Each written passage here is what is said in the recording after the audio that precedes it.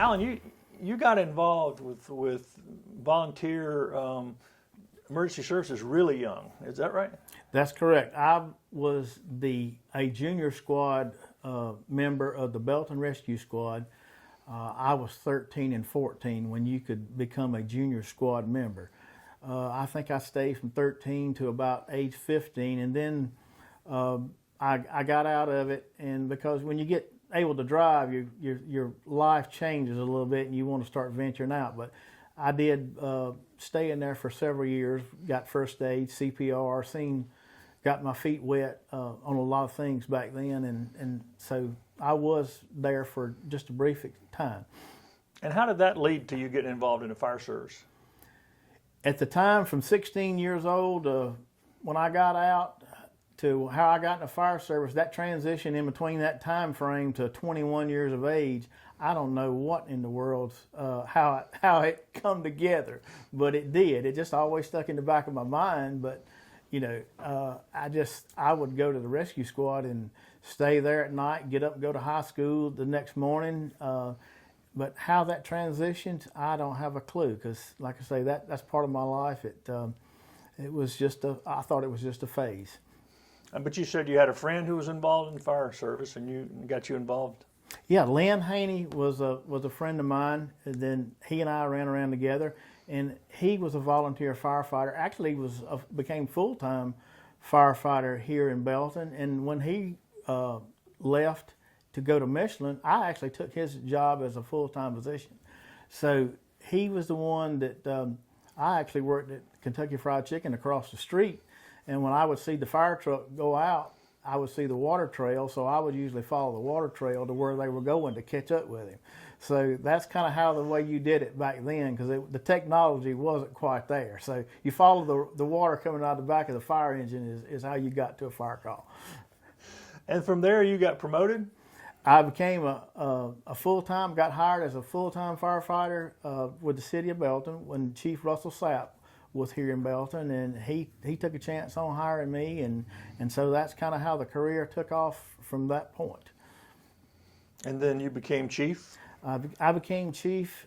David Watson hired me as a full-time fire chief, and like I say, I worked my way from a volunteer to a firefighter to a captain to assistant chief to the chief of the department, and I haven't looked back ever since.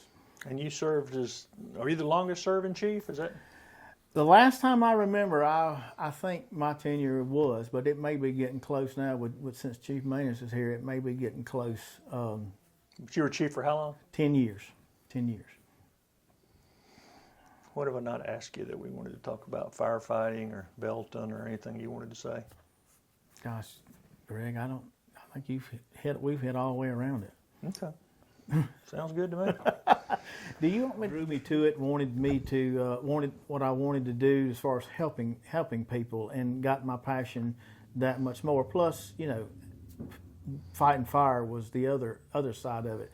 At one point in time, I think we in 1988 or 89, we were one of the first departments that got all 1131 certified through the South Carolina Fire Academy, and that was kind of an honor for us. And like I say, I've seen it come and go. And after that point of being captain, I worked my way up through assistant chief, and then finally became chief of the city of Belton, and just that's how it escalated from there.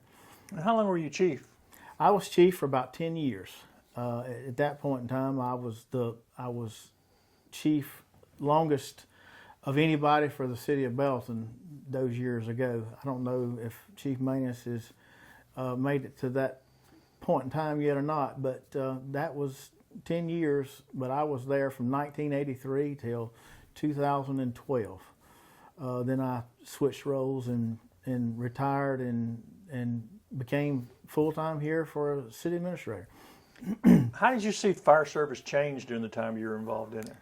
Wow, it's went from, I guess, the technology as far as equipment costs, that how expensive it used to be. I remember one of the first fire trucks were $7,500. Now a fire engine's over $500,000 or better. So just the technology that's changed. You still put wet stuff on the red stuff, but the technology and the equipment has really made a lot safer for firefighters.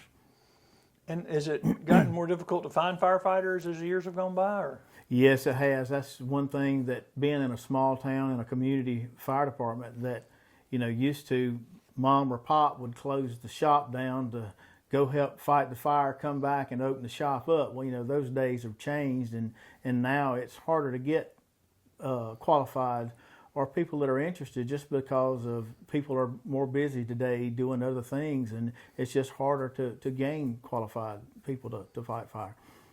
What is it that people who have never done that, what do they not understand about firefighting and the whole process? The time it takes to put into it for the qualifications you have to do to become a firefighter, a certified firefighter. It doesn't matter if you're a volunteer or a paid person, you still have to do the same amount of training to be a certified and a qualified person, skilled, to be able to do it safely and to be able to effectively, be a good firefighter in your community. And how did you get involved in the state, tell me if I got this right, this is the State Fire Commission? What's it called? South Carolina State Association of Fire Chiefs. Okay, how did you get involved with the South Carolina State Association of Fire Chiefs? When I was assistant chief, at that point in time, you try to join different associations to better yourself. So in 1993, I believe, is when I joined the first time. And this association throughout the state, a small person in Belton, we could meet people at Myrtle Beach, city of Greenville, all throughout the state of South Carolina. It gave me the opportunity to talk with bigger departments and chiefs that became mentors to me and all throughout the state. So that's how I joined and got started in the association. In 2009, we joined, I was elected to the executive committee. I wanted to get involved more. And so that's how I got to the South Carolina State Association of Fire Chiefs of being the executive committee, and then became president. And at 2011, we actually hosted the State Fire Chiefs Conference in Anderson. And it was a big success at that point in time of having it here. And that scared us to death at that point of, what do we do in Anderson to bring everybody through the state here? But fortunately, we had a lot of folks that helped us to put this thing on in Anderson, and it's been one of the most successful ones we've ever had, just because of people reached out and helped. It's just amazing of how we done it. And looking back, we were scared to death then, because that was how we made our money to operate through the year, was at that conference, and we actually done very well when it all said and done. And were you surprised when you were recently awarded their top award there? I sure was. I don't get surprised too many times, but that was one time in my life that it surprised me, because when we started this thing and doing it, it's just because we like to serve. We weren't out for any recognition, and my wife, she's helped me throughout this venture, because it is a tag team. She's always been there for the ladies. If they had any at our annual conference, she would always do something for the ladies, and they always appreciated that, and she's always stood behind me. And so when they just recognized me for my years of service, it was a surprise. And like I say, I knew it was time for me to start scaling back and getting out of the association and far as the executive director, and letting somebody else more qualified and a lot younger take over these things now. So it's been a blessing in all my life, and I wouldn't trade anything in the world for it differently. Do you ever miss going out on fire calls or doing that? I do. I still miss it. The only thing now, I can turn over sometimes and go back to sleep, whereas I used to couldn't do that. But I still listen and keep up with when the department goes out and what they do, and still keep up with it regularly.